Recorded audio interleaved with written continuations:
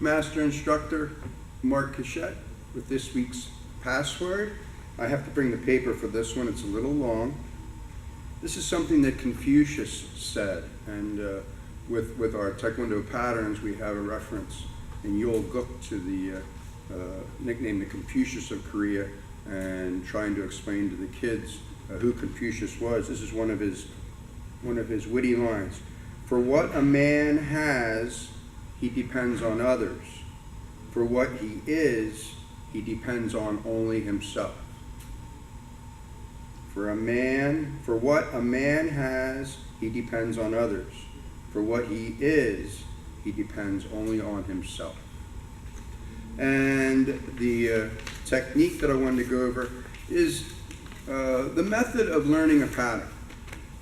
Only too often our students are too busy right away trying to learn the whole pattern and not breaking it down, and then we have to go back and correct.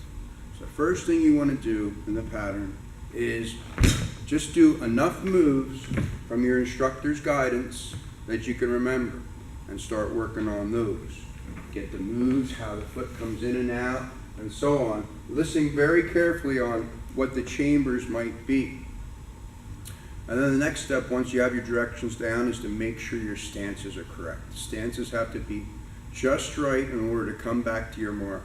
Out of all the martial arts, Taekwondo is one of the only ones that, with the routines, with the patterns, you come back to your mark. And then after you have the stances and the chambers and the techniques down, you got to think about the sine wave, the up-down motion, the C-stepping in and out. And then when you think you got it all, well then you got to visualize what the attacker is doing with every move. Instead of thinking about this as a high outer forearm block, you're thinking about, okay, the opponent is doing a punch to the face. And that way, if we can program that in our brain to see that punch coming in, then when we need it in real life, it's going to be a normal, natural reaction. Thank you.